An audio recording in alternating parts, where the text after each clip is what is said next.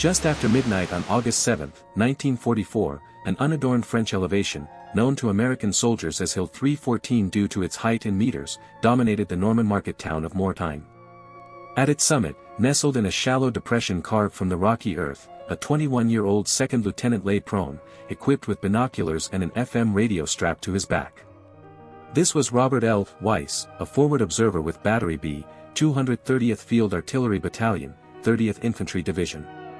He had arrived on the hill less than a day prior and had yet to direct a single artillery strike in combat. In the darkness below, 4 German Panzer divisions were already on the move. This was Operation Lüttich, Adolf Hitler's final counteroffensive in Normandy. A direct command from the Führer himself aimed to push west from Mortain to the coast at Avranches, thereby severing Patton's Third Army from the remainder of the American line and decisively altering the course of the campaign. The route from Mortain to Avranches, the sole major thoroughfare across the corridor Hitler intended to seal, stretched for 8 miles, fully visible from the hilltop where Weiss lay. Control of Hill 314 meant the ability to observe and strike anything moving on that road. Weiss, however, did not yet grasp the immense significance of his position. He was unaware that his battalion command post would be overrun within the next 4 hours. He did not know that the rifle companies sharing the hill with him, approximately 700 men of the 2nd Battalion, 120th Infantry, would be isolated by dawn and besieged for 6 days. He had no idea that his radio, an SCR 610 weighing 35 pounds in its leather case on his back, was about to become the most crucial piece of American military equipment in Normandy. His only certainty was what every American forward observer understood, that upon transmitting his fire mission, the intricate system supporting him would handle the rest. Over the subsequent 6 days, working alongside 1st Lieutenant Charles Bartz of Battery C, Weiss would direct 193 fire missions from that very hilltop. Each request would be processed at a fire direction center located 5 miles to the west. Each could be answered at the discretion of the personnel managing that center, by a dozen guns, or by all of them. Each mission had the potential to escalate, should the target warrant it and the commanding officer possess sufficient resolve, all the way to corps artillery, encompassing every American cannon within range of the objective. This narrative is precisely about that, not merely one man with a radio, but the sophisticated system behind him, the individuals who conceived and implemented it, and its devastating impact on the German army during a grueling summer. To comprehend the technology Weiss carried, one must journey back to Fort Sill, Oklahoma, 15 years earlier.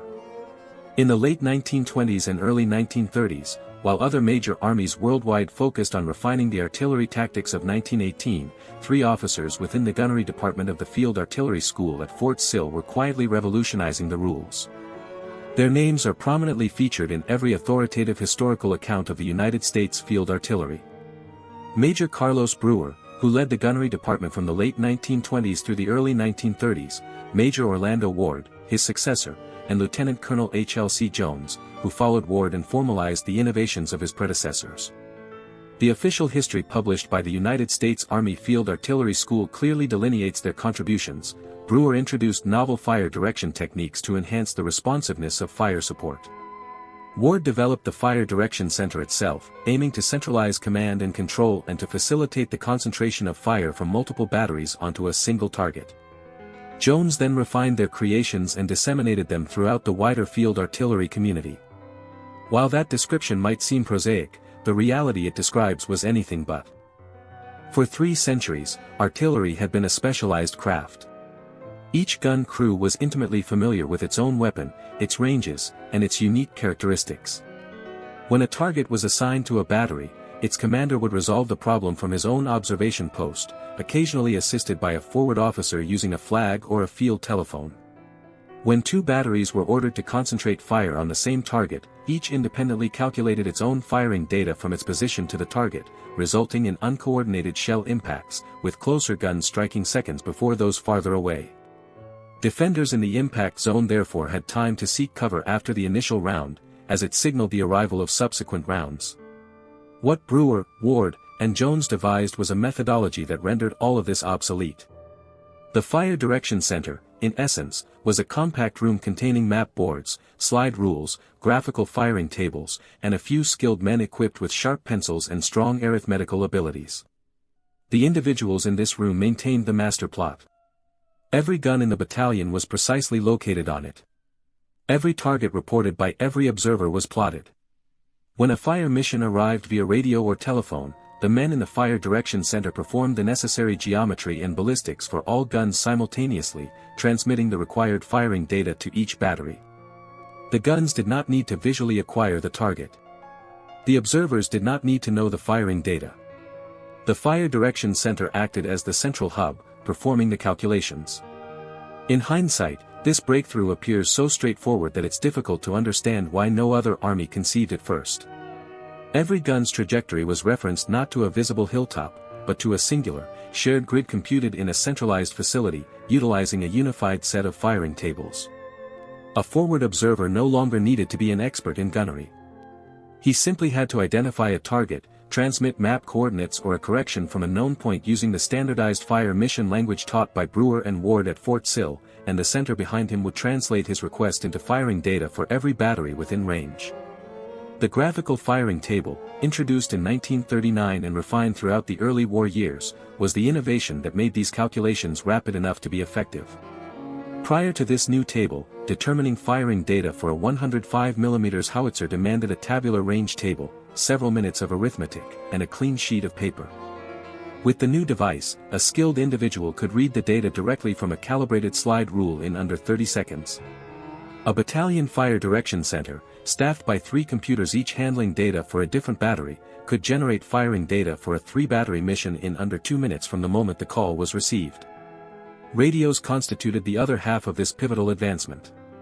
Frequency-modulated combat radios, developed in the 1930s and acquired in substantial quantities by the United States Army before the war, were resilient to the atmospheric interference that crippled amplitude-modulated radios during adverse weather or over challenging terrain.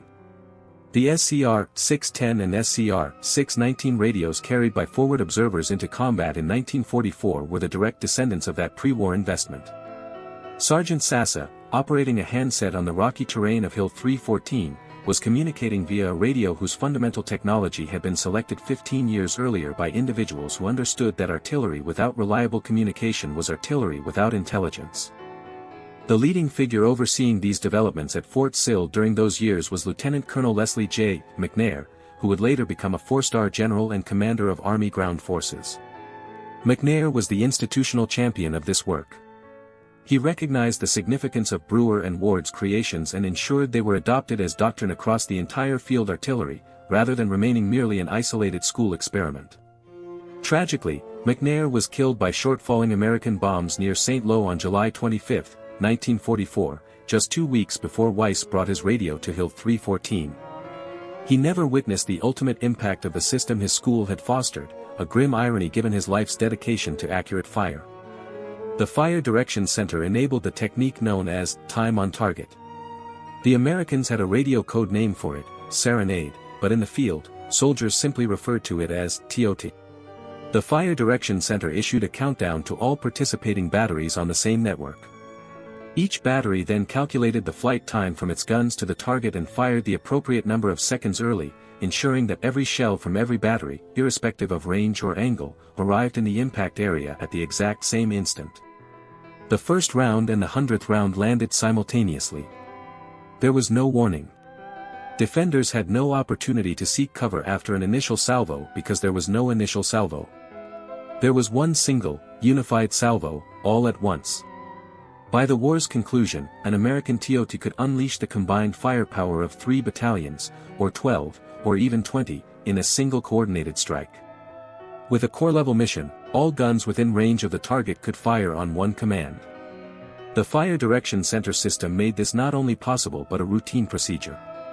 The first instance where American massed indirect fire decisively influenced a battle during the war occurred at El Getter in Tunisia on March 23, 1943. Less than 5 weeks earlier, the same 1st Infantry Division had suffered a severe defeat at Kasserine Pass at the hands of Rommel's seasoned veterans, and the United States Army's initial reputation in North Africa had been one of inexperienced troops, poor leadership, and inadequate coordination. American artillery, in those early Tunisian weeks, had been particularly criticized in after-action reports. Batteries fired at unseen targets, using unverified data, and missed. El Getter provided the answer. The 10th Panzer Division, the very unit that had shattered the French at Sedan in 1940, attacked the 1st Infantry Division through a defile in the arid Tunisian hills. The division commander was Major General Terry Allen. The division artillery commander, the man who actually orchestrated the fires that day, was Brigadier General Clift Andrus, a quiet professional from the small interwar army who had dedicated his career to contemplating fire support. The battery commanders under him had been thoroughly trained on the fire direction center system in the years between the wars. They understood the system's potential when given the opportunity. The German armor pierced one regiment and overran 2 American batteries in the opening hour. The American forward observers who survived the breakthrough did not retreat. They dug in and continued to call in fire missions. Spotter aircraft from the field artillery engaged the German formations from above. The fire direction centers behind the lines, utilizing reliable radios, collected the calls and concentrated the artillery fire. Boyd Dastrup, in the official Center of Military History Branch History, King of Battle, describes the ensuing events in stark, official prose: radio-equipped observers attached to the infantry and armor units, observers in spotter aircraft overhead, and the centralized command structure that Brewer and Ward had built 15 years before, all worked together to mass fire on the panzers and on every target of opportunity. The German armor was methodically torn apart by accurate, observed fire and compelled to withdraw. The Americans had absorbed the initial, brutal blow and retaliated with something the Germans had not anticipated. George Patton witnessed the battle, almost losing his composure under German shellfire. Afterward, he sought out Andrus and uttered words Andrus remembered for the rest of his life. "You really made a horse's ass out of me," Patton admitted, "but you also taught me something."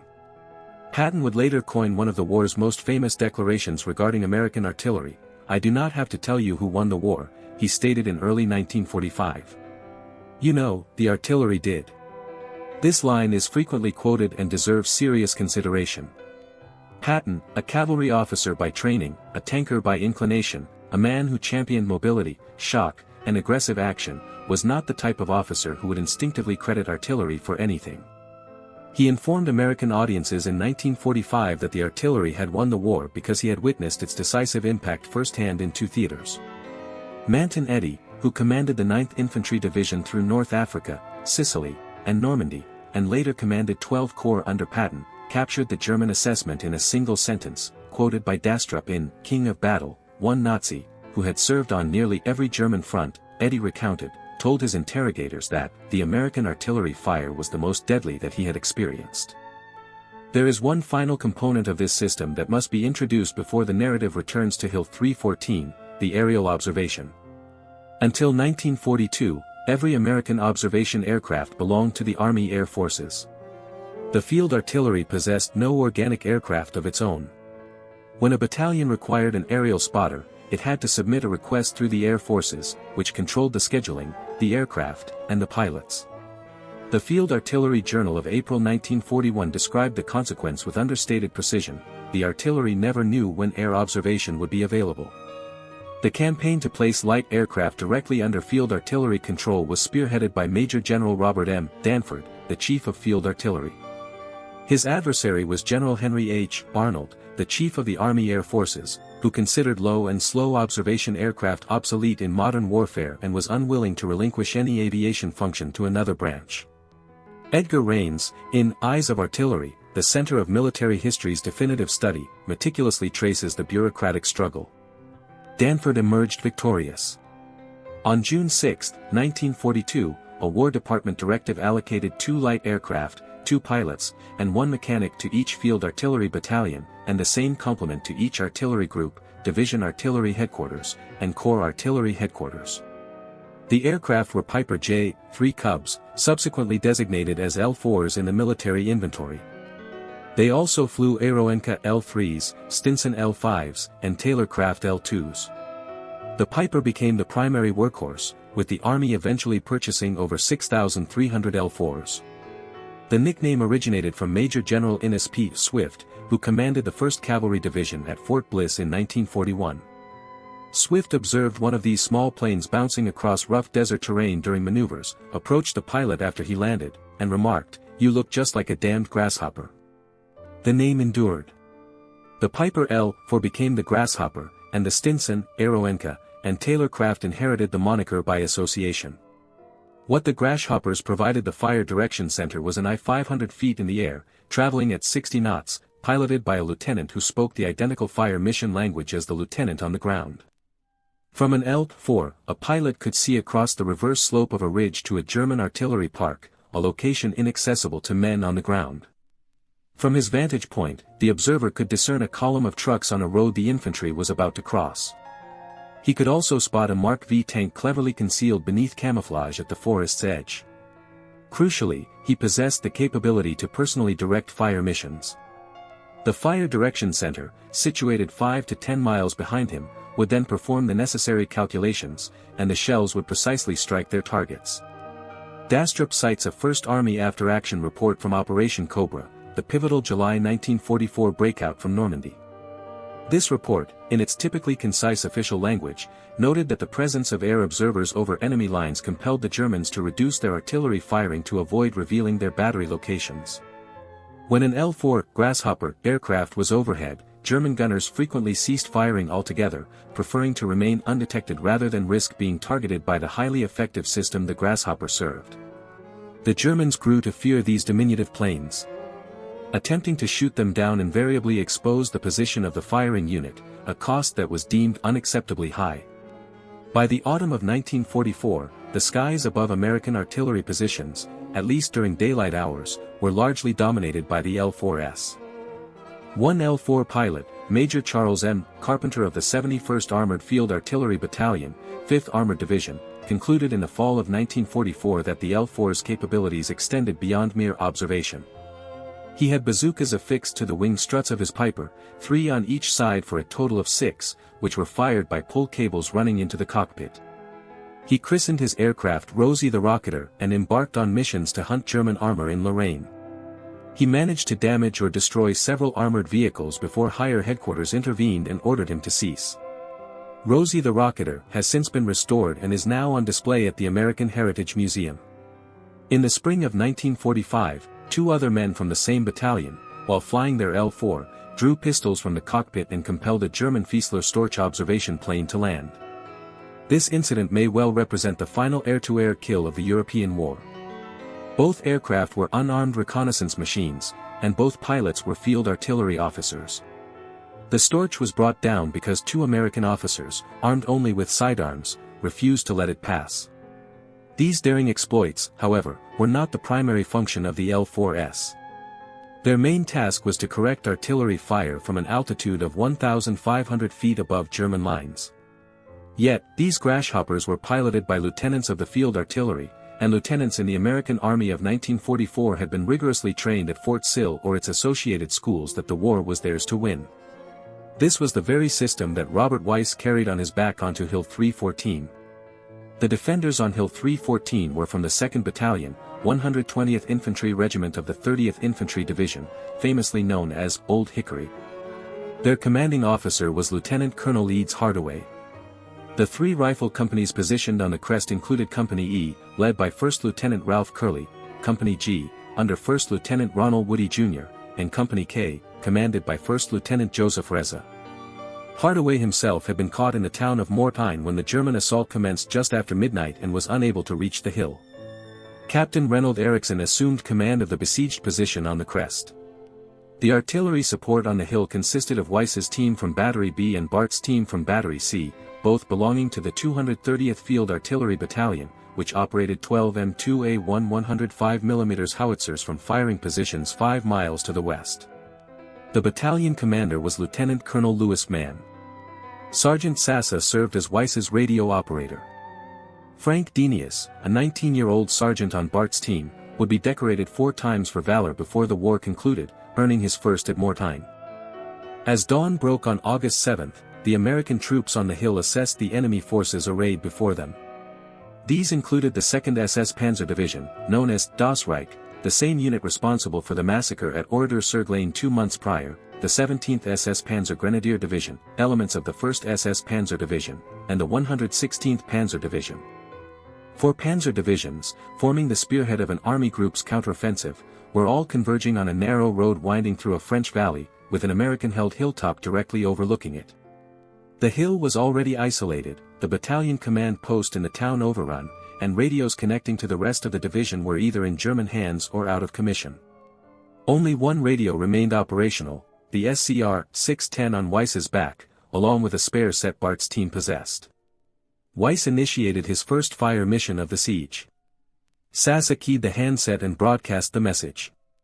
Fire mission, Weiss stated, providing the coordinates.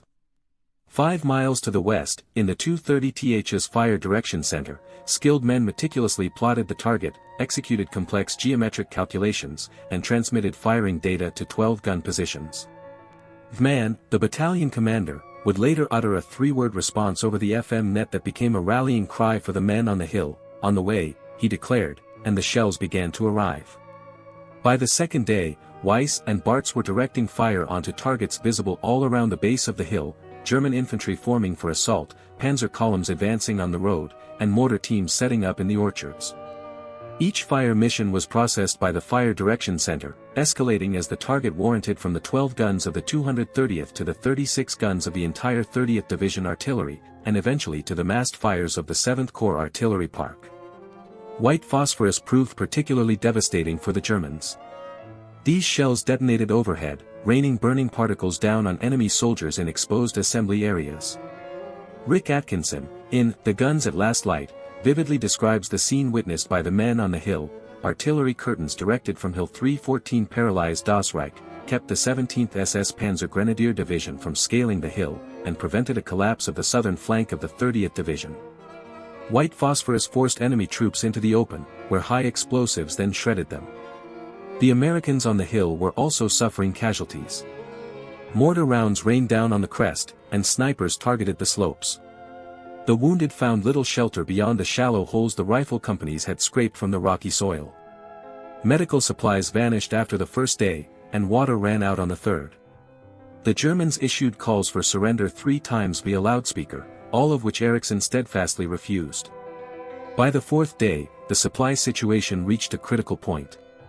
C-47 transport aircraft attempted to airdrop ammunition and medical bundles onto the hill, but most fell into German positions.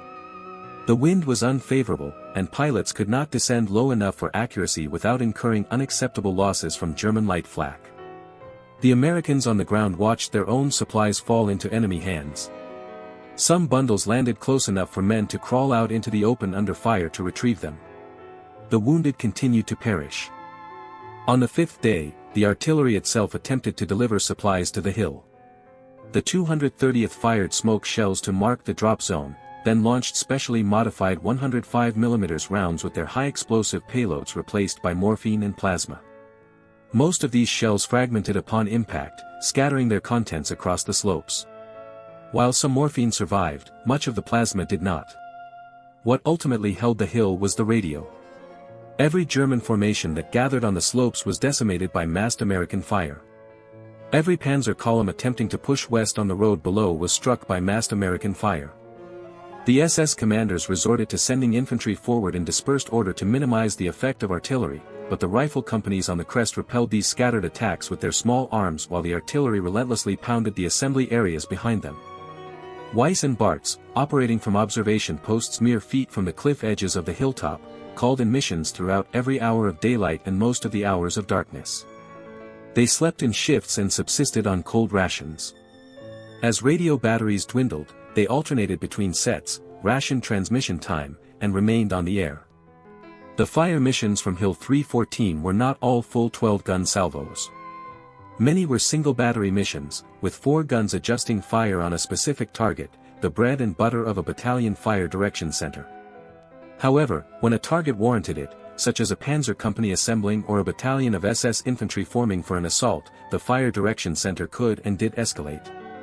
The 36 guns of the 30th Division artillery would respond. The Corps artillery would respond. Neighboring divisions' artillery would respond. The system functioned flawlessly, regardless of whether the lieutenant on the hill was 21 years old and had never directed a combat mission before August 7. It simply required coordinates and a call. By the morning of August 12, the German offensive had collapsed. Patton's Third Army had swept south and east, closing the Falaise pocket from below, while the Canadians were sealing it from the north. The road from Mortain to Avranches, which the panzers had desperately needed to secure, was now a graveyard of burned-out vehicles. The 4 German divisions that had spearheaded the attack were withdrawing what remained of them eastward toward the pocket, though not all would escape. A relief regiment from the 35th Infantry Division reached the base of Hill 314 and ascended to the crest. Of the 700 Americans initially on the hill, over 400 were dead or wounded. Atkinson's records indicate that the relief regiment carried off 300 dead and wounded, with another 370 men walking down on their own. Among those who descended were Lieutenant Weiss, Captain Reynold Erickson, Captain Delmont Byrne, and Lieutenants Curley, Reza, and Woody. Each received the Distinguished Service Cross. The 2nd Battalion of the 120th Infantry was awarded the Presidential Unit Citation, formally announced by President Donald J. Trump on March 17, 2020, more than 75 years after the action.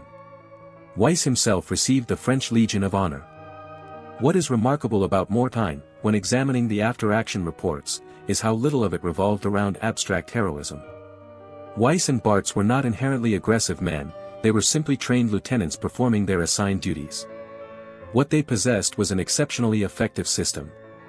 The concept developed by Brewer, Mortain, and Jones, codified at Fort Sill in the early 1930s, taught the United States Army that a single, well-positioned observer with a functioning radio, backed by a fire direction center, could be as effective as an entire regiment. At Mortain, 2 lieutenants with 2 radios proved to be worth 4 panzer divisions. If Mortain demonstrated the system at the scale of a hilltop, Elsenborn Ridge in December 1944 showcased it at the corps level. Between these two, however, lies Bastogne, which merits examination first. Bastogne was an encircled position. The 101st Airborne Division found itself cut off in the Belgian crossroads town from December 20 to December 26, 1944, completely surrounded by German armor and infantry. The division commander, Major General Maxwell Taylor, was in Washington when the German assault began. The acting division commander was Brigadier General Anthony Clement McAuliffe, who, by his original assignment, was the division artillery commander. Within the besieged perimeter, McAuliffe commanded an eclectic collection of artillery pieces, the 101 St Organic Parachute and Glider Field Artillery Battalions, the 321st, 377th, 463rd, and 97th, the 755th Field Artillery Battalion attached from Corps, and the 969th Field Artillery Battalion, one of the African-American, colored, battalions that would earn a Presidential Unit Citation for its actions, along with elements of Combat Command B of the 10th Armored Division. The acting division artillery commander was Colonel Thomas Sherburne.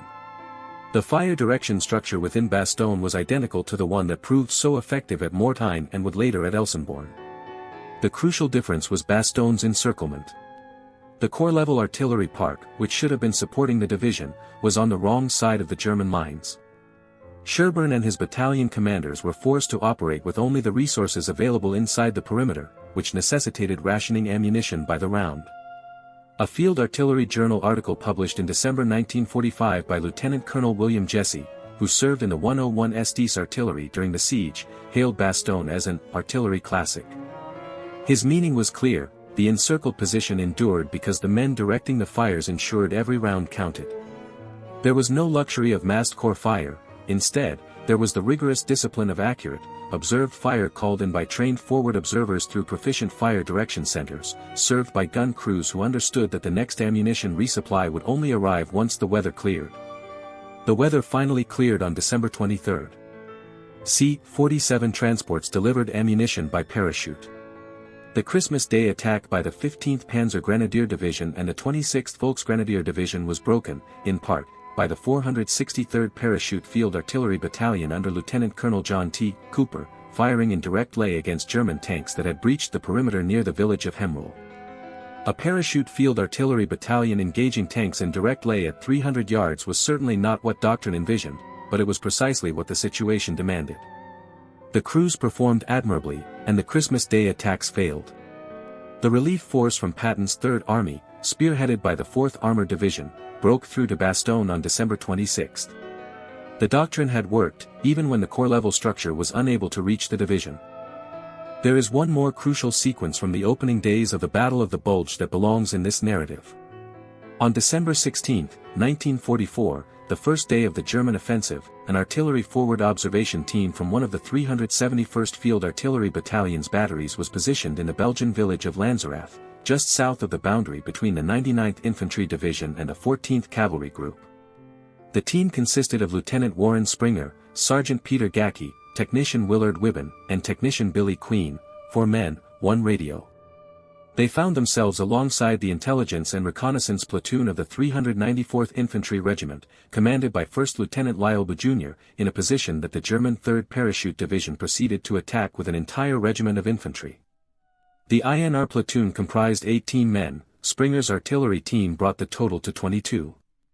They held the position for almost the entire day, killing or wounding a substantial portion of the attacking German regiment, until they were eventually overrun in the early evening. Queen was killed, and the remaining members were captured. For artillerymen, mirroring the 18 infantrymen from the INR platoon, would each subsequently be awarded the Distinguished Service Cross for their bravery.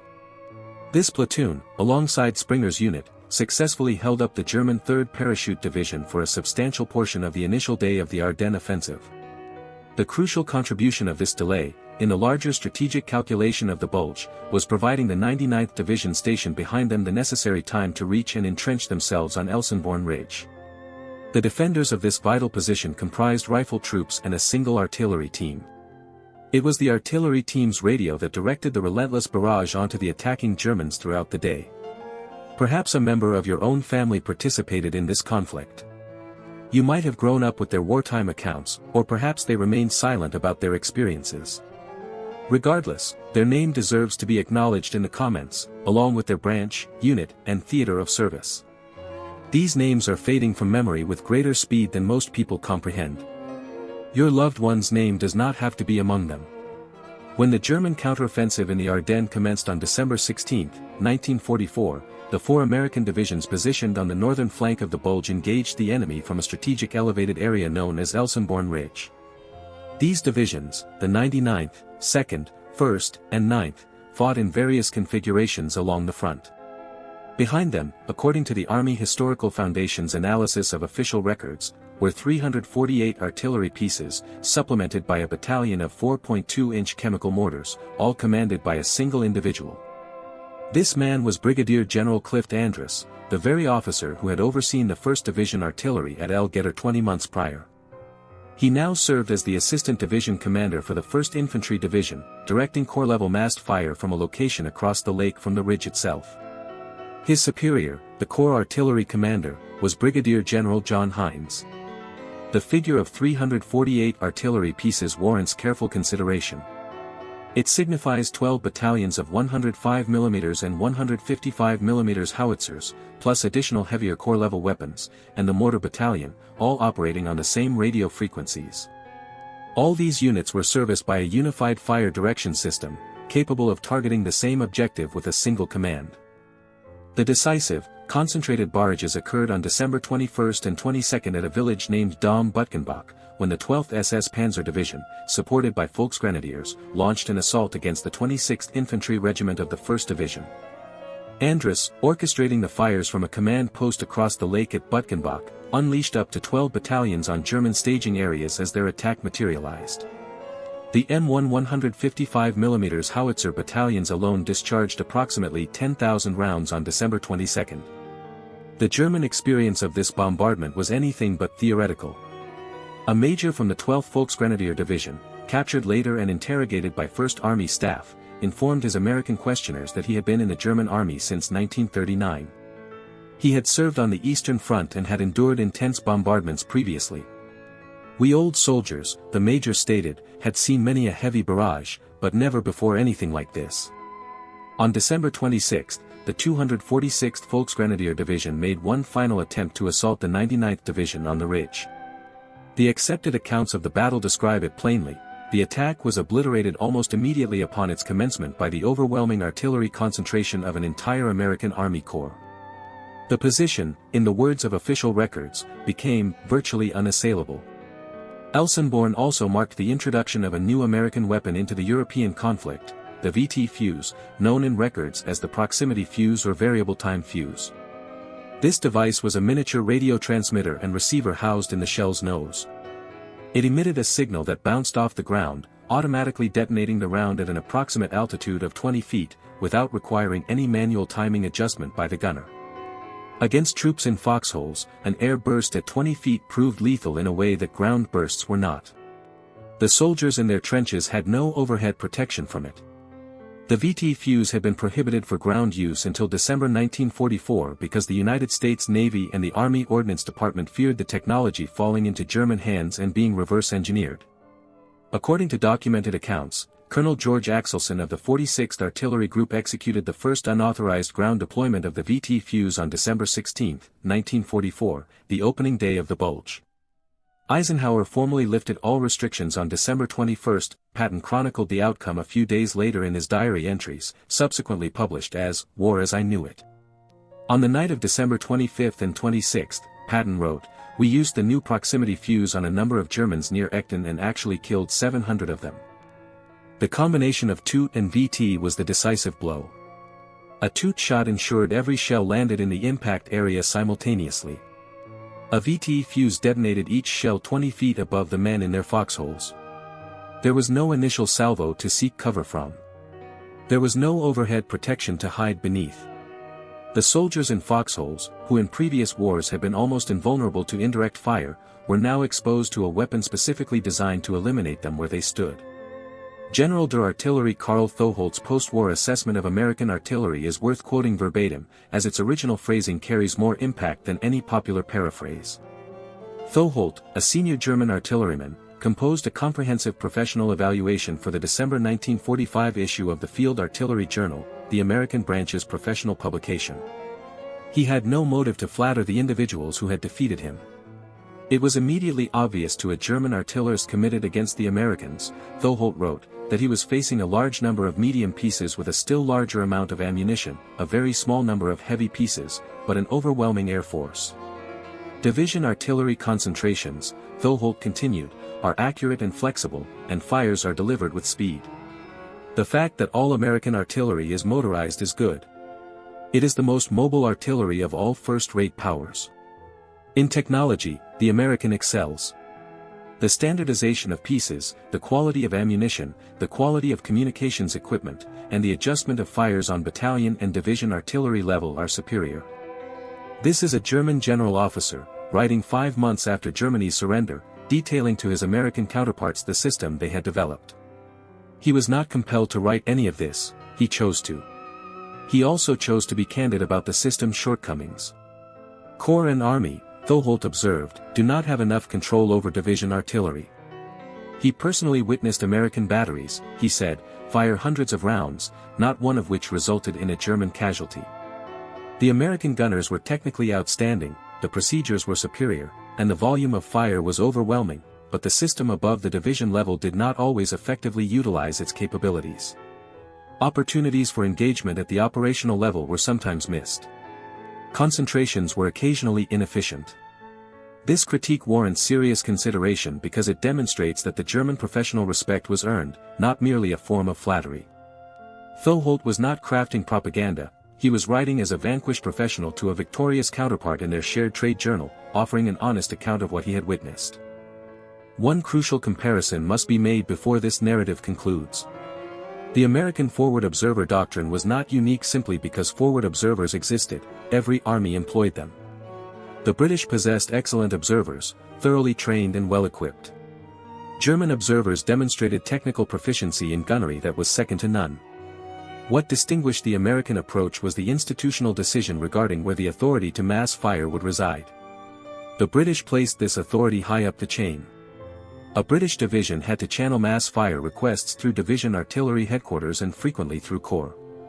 This arrangement was highly effective when it functioned as intended, and the British fire plan for the opening barrage of Operation Plunder, launched from the western bank of the Rhine simultaneously with the American flashpoint preparation, was a masterpiece of staff work. However, it was not designed for a lieutenant on a hill independently calling for massed fires. It was built for a meticulously planned fire program executed on schedule. The Germans positioned the authority even higher. German artillery requests typically had to ascend through regimental and divisional command structures before they could be answered at scale. German gunners were as precise as any in the world. German fire direction at the battery and battalion level was equally proficient. But when an infantry company commander required massed corps fire on a target his lieutenant could observe, the request had to traverse more headquarters than the target would patiently await. By the time the response arrived, the target had vanished. American doctrine eliminated this bureaucratic ascent. The lieutenant on the hill initiated the mission. The Fire Direction Center determined which units would fire. The shells arrived. If the battery's fire proved insufficient, the battalion's fire would follow. If the battalion's fire was inadequate, the divisions would engage. If the division's fire was still not enough, the corps would unleash its power.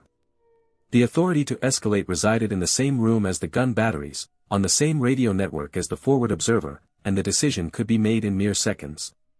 This was the system that Brewer, Ward, and Jones had engineered. The choice to delegate authority downward was the decision made by the United States Army, and it was the choice that produced the artillery Thoholt described in December 1945. By the spring of 1945, the system had reached its operational zenith. On March 24, 1945, at 0 hours, the United States Ninth Army commenced its segment of the Allied Rhine crossing. The operation, codenamed Flashpoint, was an American endeavor integrated within the larger British Operation Plunder. Lieutenant General William H. Simpson commanded the Ninth Army. Major General John B. Anderson commanded the 16th Corps, which executed the crossing. 2,700 American guns, manned by 40,000 American artillerymen, opened fire at 1 o'clock in the morning. In approximately 1 hour of preparation, those guns discharged 65,261 rounds onto the river's eastern bank. 1,500 heavy bombers added their payloads after the artillery preparation. The guns were aimed by fire direction centers using the identical procedures Brewer and Ward had developed at Fort Sill in the early 1930s. The forward observers were lieutenants on the western bank, equipped with binoculars and radios, calling in adjustments to German positions across the water. The L-4s of the 9th Army's organic aviation were airborne over the river as daylight broke. VTE fuses were installed in the noses of the shells. In practical terms, this signifies that a single American field army in March 1945 could deploy more artillery pieces in a single preparatory bombardment than the entire German artillery arm could field on the Western Front. The doctrine Brewer and Ward had sketched on a chalkboard at Fort Sill in the early 1930s had evolved into an industrial-scale weapon. A Field Artillery Battalion in 1933 had been an experimental unit of the small interwar army, struggling with Depression-era budgets. A Field Artillery Battalion in March 1945 was a component of a machine capable of neutralizing a Wehrmacht corps within an hour. The individuals relaying these calls forward were still lieutenants with radios. Some were still just 21 years old. Some carried the same M1938 binoculars, the same M2 compasses, the same SCR-610 and SCR-619 radios that Weiss had carried on Hill 314 7 months earlier. The title at the beginning of this video, the assertion about a lieutenant firing 300 guns simultaneously from a single radio call, represents this doctrine visually. The truthful answer is that no single documented fire mission precisely matches that image. What Brewer, Ward, and Jones constructed at Fort Sill was a system that made such an event possible. The 5th Corps Artillery Park behind Elsenborn Ridge, with its 348 guns under the command of one assistant division commander, exemplifies the system at the scale the title implies. The lieutenants on Hill 314, calling for massed fires that escalated from 12 guns to 36 guns to all the guns of 7th Corps that could reach the target, represented the system at the human level. There is a final question worth posing: why did the United States, alone among the major combatants of World War II, develop this particular type of artillery? The honest answer is that the United States in the 1930s possessed a small army and a generation of professional officers with ample time on their hands. Brewer, Ward, and Jones were not renowned figures. They did not author best-selling memoirs. They devised a methodology, instructed a generation of young officers in its application, and then returned home. By the time the war commenced, every Reserve and National Guard Field Artillery Battalion across the nation was being trained in their system. By the war's conclusion, this system had become the core of American ground combat power. The men who implemented this system in combat were not primarily those behind the lines, though their contributions were essential. The men who carried it were lieutenants like Weiss and Bartz, 21, 22, and 23 years old, with SCR 610 radios on their backs and the authority, through that radio, to summon the fires of an entire army. Robert L. Weiss of Battery B, 230th Field Artillery Battalion, 30th Infantry Division, survived the siege and the war. He returned home, entered business, and dedicated decades to documenting what had transpired on Hill 314. In 2002, his memoir, Fire Mission, The Siege at Mortain, Normandy, August 1944, was published by Bird Street Press. His name is etched in the record because he inscribed it there himself. Charles H. Bartz of Battery C also survived the war. As did Frank Dinius, who concluded the war with 4 Valor decorations before reaching 21 years of age. The men of the 2nd Battalion of the 120th Infantry, the rifle companies who defended the crest while the lieutenants called for fire, endured the heaviest casualties, 400 Americans killed or wounded out of 700 over 6 days on an unnamed French hilltop above a road that had to be held. What they secured was a road the German Panzers could not utilize. What they secured was the right side of the Falaise pocket. What they secured, in the grand calculus of the war, was the encirclement of the German army in Normandy and the initiation of the campaign that would place American soldiers across the Rhine 7 months later. If you have followed this story to its conclusion, a like will help keep it visible to those who need to discover it. Subscribe if you wish to see more content of this nature. Their names belong in the historical record. That is why we share these stories.